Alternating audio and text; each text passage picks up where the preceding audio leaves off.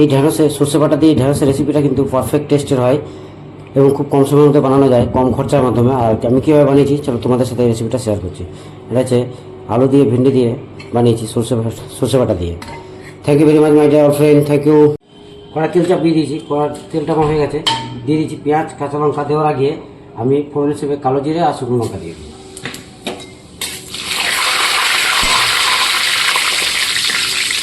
Add করে দিচ্ছি পেঁয়াজ কাঁচা লঙ্কা।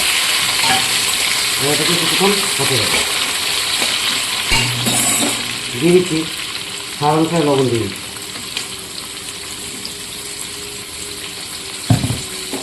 এটাকে কিছুক্ষণ হতে দেবো।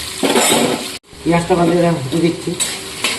আর এখানে আমি কালো সর্ষে 1.5 চামচ আর হলুদ সর্ষে 1.5 চামচ আর 4টে কাঁচা লঙ্কা এগুলোকে খুব মিক্সিতে গ্রাইন্ডিং করে দিচ্ছি। টমেটো কুচি এটাও কিছুক্ষণ হতে দেবো।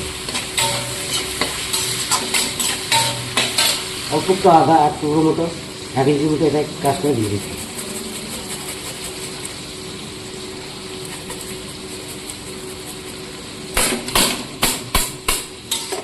এবার এটাকেও কিছুক্ষণ হতে দেবো।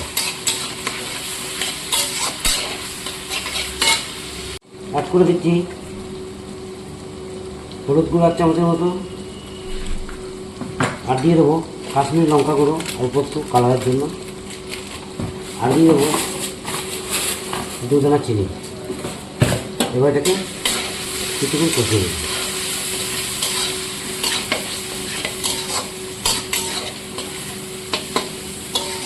এবার অ্যাড করে দিচ্ছি কেটে রাখা আলু, আর তার সাথে অ্যাড করে দিচ্ছি কেটে রাখা ভেন্ডি,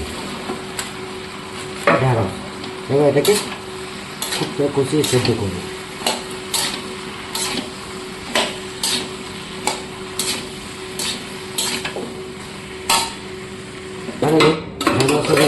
এর আগেও আমি 2-3 বার নেড়ে চেড়ে দেখে নিয়েছিলাম। তো ফাইনালি গাইস দেখো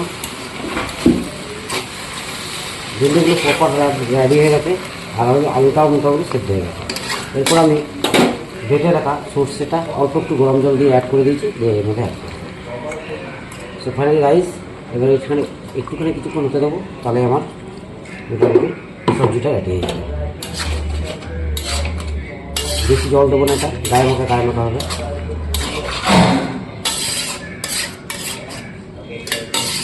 আর অল্প একটু জল দেবো। এবার কিছুক্ষণ হলেই আমার রেসিপিটা রেডি হয়ে যাবে। Thank you. ফাইনালি গাইস দেখো